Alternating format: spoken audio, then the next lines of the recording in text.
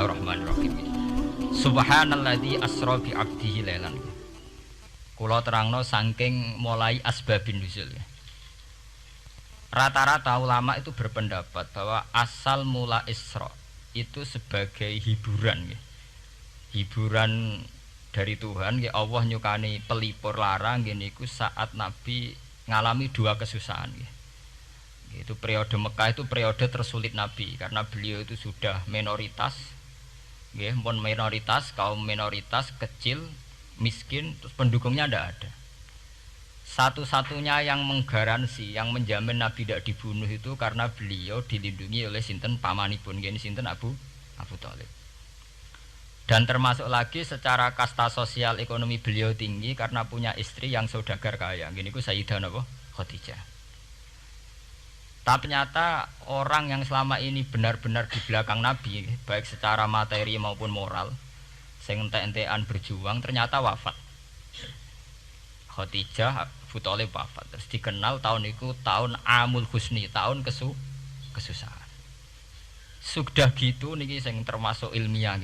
Sudah gitu secara ilmiah psikologis kejiwaan Nabi terguncang. Niki rungokno tenan niki ngaji. Terguncang itu karena secara mitos keyakinane tiang Arab niku pun kadung kedikte embek keyakinan yang ditanamkan ulama-ulama Yahudi dan Nasrani. Nggih, kula baleni malih nggih. Kafir Mekah itu orang-orang bodoh, orang-orang enggak terpelajar. Mereka itu punya satu mitos, satu keyakinan yang ditanamkan oleh tokoh-tokoh intelektual Yahudi maupun Nasrani.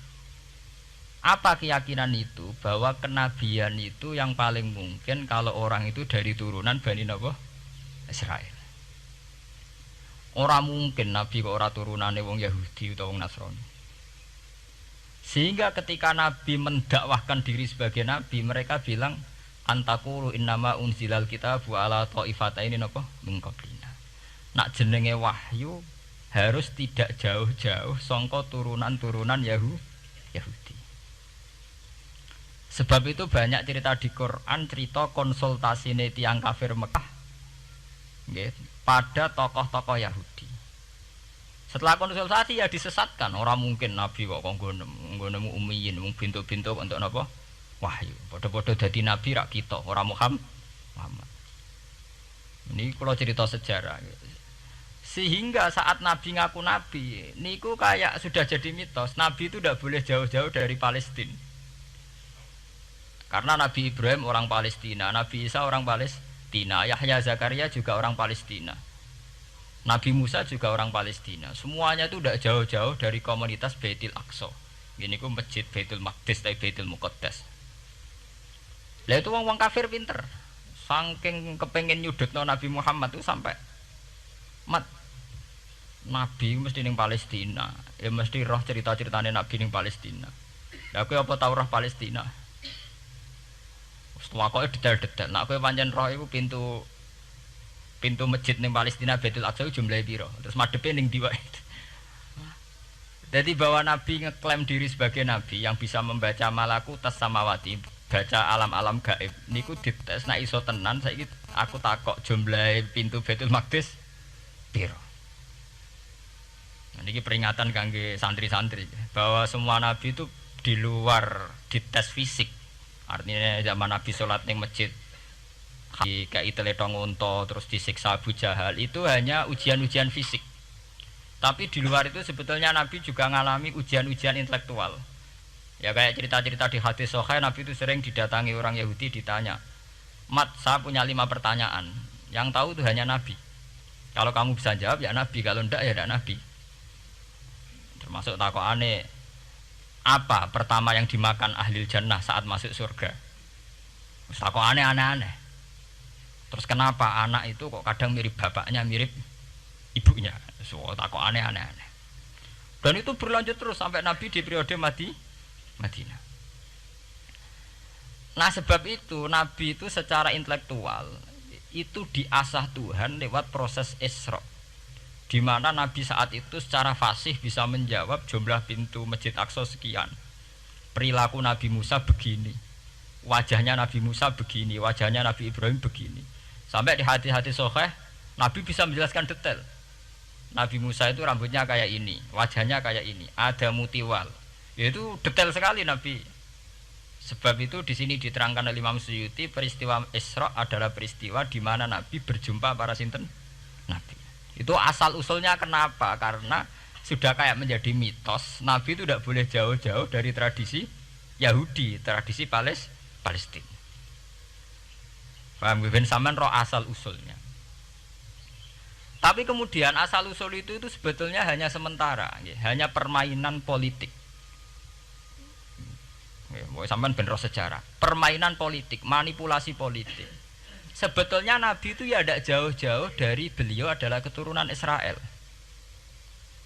Israel itu bukan menunjuk sebuah negara loh, sampean pun salah paham. Israel dalam bahasa Quran itu menunjuk auladi Yakub. Israel menjadi negara kan baru kemarin setelah diberi kemerdekaan Inggris, paham ya? Israel sebagai negara kan baru apa? Kemarin. Sehingga istilah Israel di Quran maupun di hadis adalah menunjuk auladi Yakub. So intinya di antara anak Nabi Yakub ono jenenge Yahuda. Yahuda di turunan-turunan itu Bani Yahuda niku diarani Bani napa? Israel. Ternyata setelah dirunut Nabi Muhammad itu tidak beda jauh dengan keluarga Israel. Karena Nabi adalah turunannya Nabi sinten Ibrahim. Oke. Nabi Ibrahim niku gada putra kalih sing gada turunan gini ku Ishak kalian Ismail. Ismail kalian Nabi Ibrahim disalap teng Mekah. Gini ku sing disebut Quran inni askantu min dzurriyyati biwatin ghairi dzi sar'in inda baitikal muharram. Terus saking Nabi Ismail nurun-nurun ngantos Sayyid Adnan. Ya, mulane nak teng berjanji disebut wa adnanu bila bin intadzabil ulumin nasabiyah ila dzabihi Ismail nisbatuhu wa muntama. Secara teori ilmu nasab Sayyid Adnan jelas-jelas wa adnanu bila bin intadzabil ulumin nasabiyah ila dzabihi Ismail nisbatuhu wa muntama. Tapi yang menjadi masalah, yaitu tadi saya sudah bilang, seakan-akan Nabi Muhammad itu orang yang benar-benar berbeda dari dinasti itu, dari keturunan itu. Karena orang Yahudi, orang kafir Mekah di kepentingan menggagalkan kenabian Muhammad, sehingga dilecehno Muhammad bin Abi Kabsah. Oh Muhammad sing cilik di rumah tukangan wedhus. Jadi, gue nak seneng kiai kan. Inna akramakum indawi atqakum. Cek ben Karlan, cek Karmin pokoke takwa ya kiai. Itu nek lagi gedeng kiai iku kan. Anake Karlan kok kakean tingkah. Lah dhisik wong Mekah ya ngoten niku. Dadi nak muni Muhammad bin Abdullah bin Abdul Muthalib cek terhormat. Mereka adalah orang-orang bangsawan di seputarku Quraisy. Nabi itu kastane Quraisy. Jadi kalau Muhammad bin Abdullah bin Abdul Muthalib cek ketok terhormat. Wong kafir pinter nang istilahna ora Muhammad bin Abdullah. Muhammad bin Abi Kabsah, mergo cilike Nabi tau dirumat, cara kene ya Karlan ning penjara desa. Mulane Nabi tau angon wedhus, mergo tau de bapak angkat sing tukang napa? Wedhus. Lah wong Mekah pinter, dididik wong Yahudi. Kuwi nek istilahna aja Muhammad bin Abdullah bin Abdul Muthalib, iku cek kekerenan, terlalu napa? Keren. Jadi Muhammad bin Ibnu Abi Kabsah. Di wong nak seneng Pak Harto kan Soeharto jenderal besar. Nek sing gedhe wong kemusuk kan terus repot. Terus nyebut desa asli ini asal nak seneng bupati ya jadi bupati orang nomor 1 di Bojonegoro nak gedeng golekno asal usule sing ngoten mun sunatullah mulai riyen sampai kiamat ya sunatullah lihat ikut kelas napa mengkobel walanta jadi sunnatil lain napa tabdila ya akan begitu. Nah sehingga peristiwa Isra itu satu peristiwa rohani ya. Selain peristiwa rohani nanti akan diwajibkan sholat, juga ada peristiwa intelektual, ada pengajaran intelektual bahwa semua nabi itu harus punya tradisi yang sama, punya karakter yang sama. Sehingga nabi dalam proses Isra itu dipertemukan dengan Nabi Ibrahim, Nabi Musa, nabi-nabi yang lain. Dan diskusi di situ juga ada diskusi-diskusi. Paham ya? Niki penting ya, penting kalau terangaken karena kalau tanpa tradisi yang berkelanjutan ya, sing disebut tenggene thariqah jenenge as-sanad al-mu'tabar, sanad sing mu'tabar utawi nak tenggene pondok-pondok kitab disebut sanad sing muttasil. ini nanti semua tradisi kenabian akan melenceng. Kalau melenceng itu ngeri. Karena setiap orang ya, mesti gada subjektivitas sendiri, punya versinya sendiri. Sehingga semua nabi harus model istilah politik itu punya platform yang sama, punya karakter yang sama, punya model yang apa? Sama. Nah, sebab itu secara intelektual Nabi Muhammad itu dikenalkan oleh karakter para nabi-nabi dulu. Nggak detail. Satu Quran 30 juz. Andai kan sampai hafal Quran. Sampai ngurunut sejarahnya coba. Kita ini kan kadung dibentuk. Artinya kita ini ya alhamdulillah sudah kadung kebentuk, tahu sejarah para nabi. Tapi asal usulnya kita tahu lewat kitab yang namanya Al-Quran. Supaya apa? Nabi Muhammad itu dibimbing bahwa Quran atau ajaran beliau benar-benar musaddiqal lima baina yadeh, benar-benar selaras dengan ajaran sebelumnya. Mulai ajaran yang bersifat samawi sampai hal-hal yang basariyah, yang menyangkut tabiah napa? Basariyah. Kalau contohnya ngeten, misalnya begini. Nabi Muhammad disejarahkan Nabi Ibrahim, beliau punya problem. Problem itu berupa punya bapak atau paman yang tidak Islam. Bahkan nak ning critane kiai-kiai desa dari Nabi Ibrahim cilike kon adol patung. Terus didol meniki patung, ya ora manfaati ra mudarati, mbok tuku ya karepem ora napa karepem. Mbok ono sanate mbok ora, pokoke cerita iku populer. Disejarahkan begitu. Sehingga Nabi Muhammad tahu, oh ternyata yang punya problem ngadepi keluarga itu tidak saya tok. Dulu Nabi Ibrahim juga punya problem ngadepi keluarga. Aku tak lumayan terima paman, Pak Lek, Pak De, Abu Jahal sinten? Abu Lahab. Nabi Ibrahim malah bapaknya. Dah gitu. Setelah itu juga diceritakan tentang Nabi Nuh, Nabi Lut, seorang nabi besar yang punya nasib sial, yaitu istrinya pengkhianat. Mereka jadi kiai di bojo judes itu tidak masalah. Mulai dhisik terima kiai di bojo judes biasa.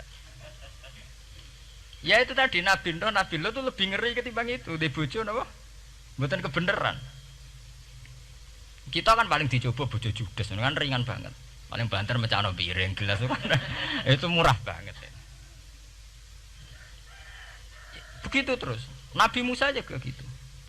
Diceritakan Nabi Musa, beliau adalah seorang sosok Bani Israel yang temperamental. Ya basariah sekali. Saking temperamentalnya ketika tukaran ya jotos. Karena nak kiai temperamental kadang jotosan ya ono sanate ya Nabi Musa ku nak tukaran ra cocok napa? Jotos. Fawakazahu Musa faqada alai. Artinya ya basariah sekali. Cerita ABG ini pubire nggih wonten saat beliau melarikan diri lala ketemu cewek loro. Ya ora wentise barang Nabi Musa, waduh mari maksiat ae terus kon. Wadek aja mlaku ning ngarepku. Nah kena angin aku roh sikile mari nafsu. Aku nabi kok nafsu barang kan ora pantes. Nah ngono kayak mlaku guriku. Ya basariah sekali itu sampai detail. Terus ketika itu terus disuaka politik oleh Nabi Syuaib. Sehingga menjadi tradisi bahwa semua nabi akan mengalami problem dengan kaumnya, kemudian disuaka politik oleh komunitas yang berbeda, yaitu komunitas Syuaib itu di luar pemerintahan Fir'aun. Sama seperti yang dialami Nabi Muhammad, komunitas Mekah itu menyiksa Nabi, bahkan mengimbargo sinten Nabi. Semua aliran dana, aliran ekonomi, akses dana, akses makanan itu ditutup di Mekah. Sehingga Nabi sampai dahar dedaunan, fisik bil jibali napa Mekah. Tapi beliau diselamatkan oleh sahabat Ansor yang terpisah dari komunitas Ahlu Mekah. Itu mirip ceritanya Nabi Musa yang diselamatkan Nabi Syuaib yang terpisah total dari komunitas Fir'aun. Ini penting kalau ulang temriki sehingga karakter-karakter kenabian itu tidak rubah. Karakternya sama. Sehingga setelah kita mengenali karakter para nabi, kita mudah sekali mengenali nabi palsu. Paham ya? Mulane kalau nabi palsu paling seneng musodek, ketara palsune.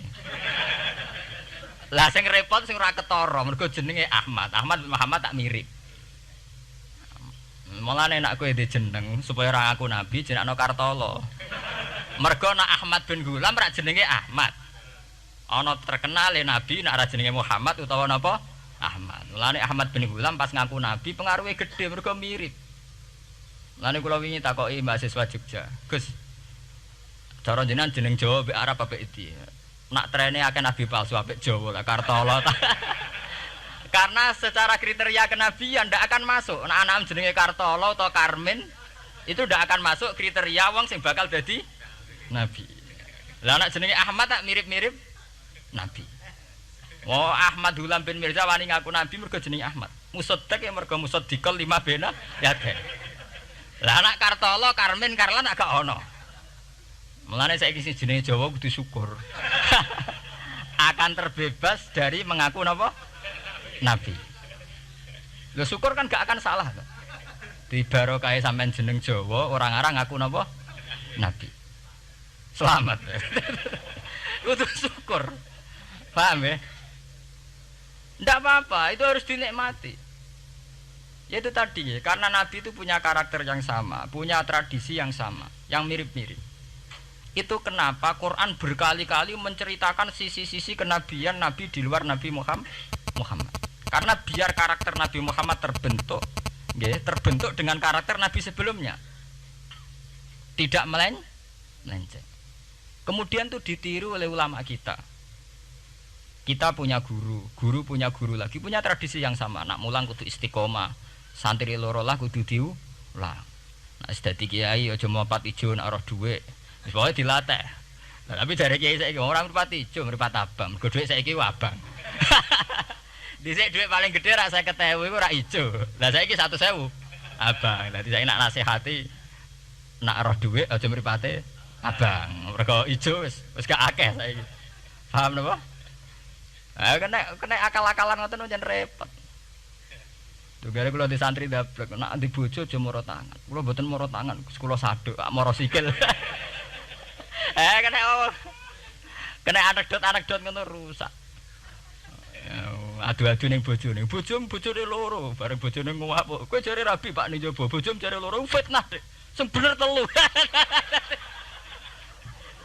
Ayo kan repot. Ketemu cangkem elek rusak kabeh. Fitnah udik nak loro. Sing bener apa? Telu. Lah sakniki mun politik ngoten enggak saya sebagai pejabat tidak pernah mengkorupsi 1 sen pun uang rakyat. Wong edan tapi ya korupsi ya sak sen. Ngomong ra waras tapi ya korupsi napa? Sak sen. Ngono miliaran tok. Korupsi napa? Sak sen. Ya mesti ae. Geneman. Ayo, jadi zaman akhir itu kayak zaman dhisik, kayak Abu Nawas kabeh. Jadi apa-apa niku mun mboten karu-karuan. Mun ya. Wah itu permainan kata begitu niki kula penting kula terangaken nggih. Saya sebagai ahlul Quran, orang yang banyak baca Quran nggih. Itu kita akan tahu betul betapa parahnya nggih atau akibat negatifnya dari permainan kata itu. Dan itu dilegalkan Quran, disahkan Quran dalam beberapa ayat. Yaqulun apa yuriduna ayutfi'u nurallahi bi afwahihim. Orang-orang Yahudi, Nasrani, kafir Mekah itu ingin sekali membunuh Islam lewat permainan kata bi afwahihim. Yaitu tadi misalnya kalau Muhammad bin Abdullah bin Abdul Muthalib itu kelihatan keren karena masih Bani Quraisy. Tapi kalau diistilahkan Muhammad bin Abi Kabsah, wah Muhammad sing anake Karlan niku, iku ora ummiyin. Balik dadi wong alim terus diistilahno bapakmu sing cilike iku angon wedhus. Ya terus repot terus ajur kah? Kabeh. Itu bi afwahihim. Efektivitas bi afwahihim itu sampai tenggene Tarikhus Suyuti wonten keterangan wa min dzalika irtadda jam'un minas sahabah. Dari permainan kata yang ditanamkan orang Yahudi itu sampai banyak sahabat yang murtad. Istilahnya itu jam'un minas sahabah. Meskipun setelah murtad itu ya divonis tidak sahabat. Misalnya menyangkut nasa mansuh. Orang Yahudi pinter, du'afaul muslimin, orang-orang muslim yang imannya masih lemah. Delok le nabimu, wong kok pelin-pelane ngono. Dhisik Ka'bah madhep Baitul Maqdis. Iku wis bener iku, mergo kiblate Nabi Musa. Nabi-nabi dhisik kiblate Baitul Maqdis. Nah, saiki gara-gara dekne kangen keluargane pancen dekne cak Mekah, saiki kangen Mekah. Terus kon manggon omahe buyut-buyute. Dadi saiki kiblat diadepno omahe buyute. Kangen-kangene dhewe tunggu urusan kiblat jare.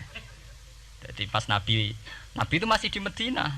16 bulan Nabi salate madhep Baitul Maqdis. Suatu saat tok wahyu falan walliyana kiblatan tarduha. Fawalli wajhaka satral Masjidil Haram. Sakniki kan madhep teng Mekah. Sajane iki normal saja. Artinya normal ya normal. Tapi orang Yahudi memanipulasi bahwa itu fakta bahwa Muhammad itu memimpin agama dengan cara tradisinya sendiri. Mergo dekne kangen keluargane ra iso muleh. Terus salat madhep daerahe dhewe. Nggo pelipur lah. Ya jare sahabat sing duwe hafal muslimin diangen-angen ya iya. Nah niki kula peringatan tentang santri-santri ya. Sebab itu kalau sampean jadi kiai itu santri harus punya wawasan intelektual yang luas. Semenjak itu Quran mewahyukan secara nalar sejarah. Ya niku sing disebut ayat inna awwala baiti wudi'a lin-nasi lalladzi bi Bakkata mubarakah wa hudal lil alamin fihi ayatum bayyinatum maqamun apa Ibrahim. Akhirnya Nabi Muhammad nantang ning tokoh-tokoh Yahudi. Apa salahnya saya punya dua kiblat? Baitul Maqdis adalah kiblatul anbiya karena dulu Nabi Musa di situ, Nabi Isa di situ. Sekarang saya menghadap ke kiblat yang lain karena itu kiblatul Ibrahim dan dia lebih senior. Lebih apa? Senior. Sebelum ada Baitul Maqdis itu sudah ada Mekah. Mekah lebih senior, lebih tua. Terus disebut fihi ayatum bayyinatum maqamun apa? Ibrahim. Nabi Musa, Isa adalah periode setelah Ibrahim. Sebab itu akhirnya semenjak perdebatan itu orang Islam bangga. Makanya sampean kalau ngaji hadis-hadis sahabat itu bangga. Ana mimman shalla ilal qiblaten, nggih. Ana mimman shalla ilal qiblaten. Aku termasuk sahabat sing menangi dua kiblat. Mergo zaman madhep Baitul Maqdis ya kiblatul anbiya, madhep Mekah nggih kiblatul anbiya. Artinya apa? Perdebatan ini dimenangkan oleh Nabi Muhammad bukan karena mitos atau kultus atau taklid buta, tapi memang secara sejarah kiblat tertua adalah Mekah. Ini disebut inna awala baiti wudi'a lin-nasi lalladzi napa bi Bakkata mubarakah wa hudalil alamin fihi ayatum bayyinatum maqamun apa Ibrahim. Artinya Quran tidak pakai teori mitos. Pokoknya Nabi ini saiki aku ya terserah aku, itu tidak begitu. Paham ya? Tapi diterangkan secara kesejarahan bahwa asal usul Mekah jadi kiblat itu rasional sekali. Bukan karena Nabi orang Mekah mboten, memang dulu-dulunya Nabi Ibrahim berkiblat di situ. Jika Quran jawab inna awwala baiti wudi'a lin-nasi lalladzi bi Bakkata mubarakah wa hudal lil alamin. Terus kula bolak-balik masalah Isra ya. Niku masalah-masalah yang selain pelipur rarar itu ada petualangan intelektual, petualangan ilmiah, di mana Nabi Muhammad diperkenalkan oleh Allah, nggih, diperkenalkan watak para nabi, pilihan hidup para nabi, bahkan tradisi-tradisi para nabi. Sehingga mangke teng hadis sahih wonten keterangan saat Nabi nyancang atau menambatkan khimar atau buruk itu ya di batu yang dulu dipakai para nabi untuk nyancang napa khimar. Jadi tradisi itu dimulai dari barang-barang sepele. Carane nyancang buruk we nabi mirip sama dengan nabi-nabi yang apa? Dulu. Terus memulainya Mi'raj juga sama dengan nabi-nabi dulu. Mohon niku sing secara ilmiah tarikhiyah. Sakniki sing menyangkut akidah firqah fil Islam. Nah, ini kalau terang. Menurut ahli sunnah, orang yang mengingkari Isra itu kafir. Ya kafir karena dzukira fil Quran. Isra itu dzukira fil Quran. Makanya tadi saya jarang sekali pakai bahasa Mi'raj. Ya, tapi nak teng Indonesia kadung menang merjep peristiwa Isra dan apa Mi'raj. Pokoknya bahasa kadung salah, kadung menangan ya menangan. Kadung istilah Isra dan apa sebetulnya yang disepakati ulama itu hanya Isra. Artinya yang memungkiri Isra itu kafir karena dzikra fil Quran. Lah kemudian Mi'raj menurut keyakinan Ahlussunnah itu terjadi. Setelah terjadi itu masalahnya biruhi wa jasadihi jami'an ma'an atau biruhi faqat. Nah, kemudian menjadi firqah-firqah yang macam-macam. Ada yang meyakini biruhi wa jasadi, ada yang meyakini biruhi napa faqat. Sampeyan kalau ngaji Al-Kawakibul Lamaah karangannya Mbah Fadl atau kitab-kitab panduan ahli sunnah yang disahkan oleh NU. NU dulu pas musyawarah besar di Jepang yang dipakai panduan itu dulu yang disahkan itu Al-Kawakibul Lamaah yang dikarang Mbah Fadl. Itu memang kita termasuk ngikuti yang biruhi wajah seti. Tapi sebetulnya dalam kelompok yang biruhi fakot itu ada orang keren di dalam dunia ilmiah. Ini termasuk Aisyah meyakini biruhi napa? Fakot. Ya, tapi itu sudah masalah-masalah kemudian berkembang menjadi di luar masalah firqah terus menjadi masalah said, masalah pengetahuan. Kalau masalah pengetahuan tentu kita ini terus masalah kan artinya masalah itu. Kalau iman diukur dengan akal ya kadang tidak sambung. Wah itu mokal, orang dengan kecepatan sekian pasti hancur. Dan agama ukur akal terus ya repot. Wong dipendem sudah dibalung ya dibalung, dibakas tangi bareng. Jadi sing disoal ora mek rotok kabeh napa? Disoal. Manjen masalah manusia itu masalah-masalah sing ya begitu. Oke. Mpun niku mboten penting. Nah, itu terus kemudian menjadi firqah. Terus kemudian ada hadis-hadis yang menerangkan proses Nabi dialek dengan para nabi. Kayak ketemu Nabi Musa, Nabi Ibrahim, terus Nabi Idris, Nabi Isa, Nabi Musa. Itu terus diterangkan di hadis-hadis sahih. Ini kalau balik tentang keterangan wau, sebetulnya pertemuan-pertemuan ini itu dimaksudkan Nabi biar punya tradisi yang sama dengan nabi-nabi sebelumnya. Karena ini penting ya. Sama nek sira rasane dadi kiai. Niku krasa banget. Misalnya kita ya. Kita akan dididik ala pesantren misalnya. Kita punya kiai-kiai yang punya tradisi. Misalnya nak rawong nakal, wong minum astagfirullahaladzim, wong kok ngono kan gitu. Ya hanya begitu. Sehingga wis kaya identik angger kiai NU atau amalia NU iku rawani naboki wong sing nyabu. Ya rawani nyaduki wong sing lagi minum. Kemudian itu dianggap satu kekurangan atau apa walhasil kemudian lahir kayak FPI. Orang yang tidak menerima metode itu. Tapi sudah kayak ada janjian tuh begitu. Kiai paling anti kemungkaran lah itu. Masa kiai paling kerengo sapa mbok terkenal kerengo. Mereka tidak punya catatan repot bahwa mereka pernah jotosi wong minum. Masih sing sering jotosi santri lah itu tetep ora tau ono terkenal jotosi napa? Wong sing mabuk, wong sing minum. Itu sudah kayak tradisi. Dulu zaman Basim Asari Jombang terkenal ijo be abang, sing abang ya abangan tenan. Sing ijo. Tapi tidak ada catatan sejarah kiai jotosan be pemabuk. Ya memang kayak kita sudah punya tradisi nek roh kemungkaran itu menang kalah itu lewat proses bil hikmati wal mau'izatil hasanah. Kita ini kayak punya tradisi nak roh kemungkaran milih model Nabi wa mahdi qaumi fa innahum la ya'lam. Itu ya kayak ada janjian begitu. Meskipun kita sebagai orang alim ya tahu nahi mungkar itu wajib. Nahi mungkar itu begini-begini, tapi ya praktek kita tidak pernah begitu. Ya, kalau di Timur Tengah kebalikan. Mana ada terima karuan wong nakal. Padha saleh beda aliran halal dibunuh. Sehingga wong Sunni yo ngalalo dare wong Syiah nggih ngalalo dare napa? Wong Sunni. Ya sudah kayak tradisi. Sampai nak maca kitab fikih-fikih khas Arab. Mau biasa muni wong ngene iku muhaddarun damu. Padahal ya wong soleh, wong Islam di mazhab apa ini disebut darun apa? Damu. Sehingga kita itu tadi, kita punya tradisi. Saya tuh kalau sedang tahajud, matehai para wali-wali songo atau apa. Itu yang terpikir di saya itu hanya satu. Agama Islam itu lahir lewat Quran dan hadis. Tapi kemudian tahu-tahu tetap berimprovisasi, berkembang sesuai tokoh yang membawa. Sampean kalau melihat Islam di India dulu sampai perang besar-besaran, kemudian zaman Abul A'la Al-Maududi, zaman periode Muhammad Iqbal, sampai India pecah, kemudian jadi Pakistan yang bernegara apa? Islam, karena banyak konseptor Islam yang tidak setuju negara sekuler. Akhirnya mereka misah jadi negara Islam Pakistan.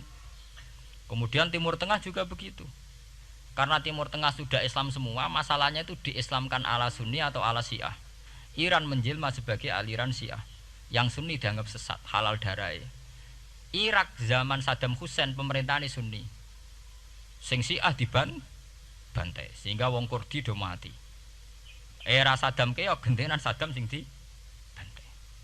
Makanya kalau saya ngaji di Jogja, seminar di Jogja bilang, kita ini harus bersyukur. Kita ini punya tradisi konflik yang terbaik di dunia. Enggak, kita ini punya tradisi konflik yang terbaik di dunia. Sampai nak Isra Ikhwanil Muslimin teng Mesir, Badan Intelijen Nasional atau Badan Stabilitas Nasional, Bakor Setanas atau itu harus terima kasih sama tradisi tokoh-tokoh Islam di Indonesia. Lepas dari kita setuju tidak setuju itu terserah. Tapi kita punya tradisi konflik yang paling baik di dunia. Kurang bencinya Gus Dur sama FPI atau FPI sama Gus Dur. Paling mereka ya adu statement di depan wartawan. Itu bagus sekali. Cara nang Arab wis tembak-tembakan. Kita punya sejarah. Secara pesantren saya itu punya sejarah panjang. Zaman Mbah Imam beda dengan Mbah Zubair, zaman Kiai Memun beda dengan Kiai yang lain. Paling adu statement saat ada tamu itu paling bagus. Kita punya tradisi konflik paling bagus di dunia. Kayak apa mangkalnya orang NU saat Gus Dur diimpis, dipecat. Tapi habis itu ya sering seminar ketemu Amin Rais. Ya mereka adu polemik, ini tidak konstitusional, ini apa. Gus Dur nggak jurus dekret. Sing sitok nggak jurus sidang mewah, nah, kurang serem sidang istimewa dilawan sidang luar biasa. Pokoknya agak istilah sing serem-serem. Tapi tidak saling bunuh loh, sampean harus syukur loh. Selama ini orang awam sering bilang, "Loh kiai kiai kok tukaran?" Sampean bandingkan di Timur Tengah, jenenge tukaran mesti tahdirudam. Para polisi, para badan intelijen, para yang menjaga stabilitas negara ini harus terima kasih sama tradisi tokoh-tokoh Indonesia. Yang namanya di Mesir, di Irak, di mana-mana jenenge tukaran mesti melibatkan pertumpahan darah. Saat Arab Saudi jadi Wahabi itu besar-besaran itu. Pembunuhan apa pengusiran orang-orang Sunni. Tapi di Indonesia enggak. Tradisi anarkis. Paling itu tadi adu polemik.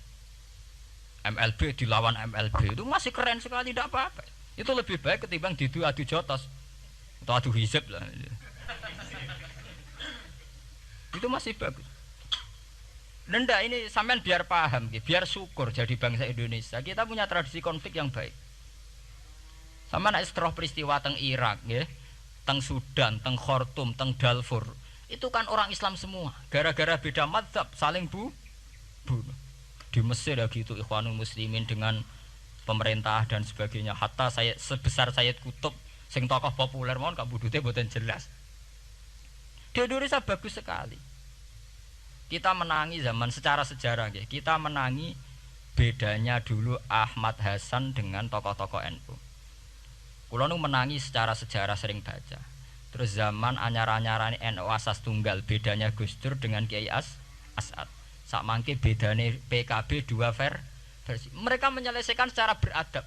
Lewat pengadilan, kok pengadilan kalah lewat MA, beradab sekali. Kita harus bersyukur. Dibanding penyelesaian konflik kayak di Irak kemudian ngundang Amerika, akhirnya sekarang kacau balau. Di Timor Leste yang latihan bikin rambut Hurta disuduk, Indonesia paling banter ngobong fotonya SBC. Ya masih terhormat lah, masih artinya masih beretika. Kita harus syukur punya bangsa yang beradab. Wong ras tujuan antar kiai ya rasan-rasanan. Kiai kok ngono, sing tok lho kiai kok ngono. Engko sing kiai tengah-tengah ayo ana sing ngono ana sing ngene dadi. Sing ra melok-melok biasanya terus milih amane, ya ana sing ngono ana sing ngene. Jadi artinya kita yang baik. Saya itu berkali-kali ngaji. Sampean kalau sering baca Quran dan menghayati, artinya orang baca Quran pelang-pelang ora karepe menghayati. Saya itu sekarang sesadar-sadarnya, saya masih belajar. Ini jamaah sini harus tahu. Saya hingga detik ini masih belajar. Entah itu lewat belajar baca Jalalain atau belajar merenung maupun belajar lewat yang lain. Quran itu dulu ya sering nyebut begitu itu saya tidak paham. Sekarang itu saya paham, tambah paham. Misalnya di juz 4 ada istilah ikhwanan. Orang mukmin disuruh ingat peristiwa-peristiwa yang dulu saling kuntum a'daan fa'allafa baina qulubikum fa'asbahtum bi nikmatihi napa ikhwanan. Dulu kamu bermusuh-musuhan yaitu antara kelompok Aus dan Khazraj. Gara-gara barokatul Islam sekarang kamu menjadi ikhwanan. Menjadi bersaudara. Sampean kalau melihat TV merunut konflik di Irak, sering ada bom bunuh diri, itu kan ada asal usulnya. Memang sekarang orang menimpakan kesalahan itu pada pasukan multinasional yang dipimpin Amerika dan Inggris. Tapi sebetulnya ada usul-usulnya. Sampai Amerika bisa masuk karena orang Irak tidak ikhwanan. Tidak apa? Yaitu ada Syiah, ada Sunni, mereka saling menikam, saling bunuh. Sehingga karena ada ikhwanan ini pihak ketiga masuk, yaitu tentara multinasional. Makanya saat di Jogja ditanya, cara jenengan sebuti menyangkut Ahmadiyah, menyangkut konflik di Jakarta, saya bilang sekarang setiap orang bikin from apa forum, yaitu baik kalau niatnya baik-baik. Tapi andaikan saya ditanya Tuhan nanti, hak kowe iku kelompok apa? Pokoknya angger NU atau Muhammadiyah aja mayoritas, kamu milih salah sitok iku. Bukan karena mau saya oportunis milih yang besar, itu lebih baik, lebih maslahat. Karena kalau setiap orang merasa benar bikin kelompok sendiri akan menjadi kelompok banyak. Dan saat menjadi kelompok banyak, tentu konfliknya lebih tidak terpola. Tidak apa? Terpola. Umpama Hasim tukaran Mbak Din Samsudin itu terpola. Tapi nak angger wong ngrasa duwe ketua dhewe tidak terpola. Bagaimanapun ikhwanan harus disyukuri. Nggih, dalam kondisi berteman. Sebab itu Nabi sering ngendikan ilzamu jamaahirul muslimin wa man sadza sadzafin. Mbok kamu itu ikut kelompok mayoritas saja. Jamaahirul muslimin cara bahasa netralnya mbok ya kamu itu ikut kelompok mayoritas saja. Karena kalau orang merasa benar kemudian bikin kelompok sendiri itu tidak ada selesainya. Lah akulah cara nuruti GR sebagai kelompok dhewe. Wong aku ya di umat, di pengaruh sing nyucup wis akeh. Tapi kalau semua orang merasa begitu kan repot. Mursid di kelompok dhewe, tukang toreko di kelompok dhewe, tukang ngaji di kelompok dhewe. Model kitab pirang-pirang sesuk ana jamaah Jalalain, jamaah Muin, jamaah Fathul Wahhab. Nek sing ora iso ngaji jamaah tahlil, jamaah istighosah. Ora ana bar itu. Saya tuh kalau ditanya di Jogja, meskipun saya kritis, artinya kritis itu mungkin terhadap satu fenomena kita tidak setuju atau Muhammadiyah dalam banyak hal atau satu dua hal. Itu tidak menjadi alasan kita untuk tidak mengikuti mainstream. Karena kalau mainstream ini dilanggar, itu kita tidak akan ikhwanan. Dan akibat negatif dari tidak ikhwanan adalah kayak kasus Irak. Iran itu kenapa tidak mudah diserang Amerika padahal punya nuklir? Karena mereka seragam Syiah semua. Itu lebih gampang, lebih susah. Lawan itu apa? Susah. Arab Saudi juga mudah diadu karena karuan seragam Wahabi semua. Kita tidak bicara itu ya akidah. Mungkin kamu bisa debat Wahabi itu benar apa enggak. Tapi karena relatif aman, nggak diacak. Indonesia juga gitu. Kenapa tidak banyak konflik? Karena orang itu Islamnya kalau udah NU ya Muhammadiyah. Buat cocok ra cocok bae milih. Itu lebih mudah. Ketimbang ada faksi-faksi baru kemudian stabilitas menjadi tambah kacau. Lan kula niku saya loh ya, saya pribadi menghimbau. Melihat ayat itu dihitung Tuhan sampai Allah ngendikan apa ifkuntum a'daan fa'allafa baina qulubikum fa asbahtum bi nikmatihi napa. Kekuatan sebuah negara itu bukan karena senjatanya canggih, tapi karena rakyatnya tidak benci.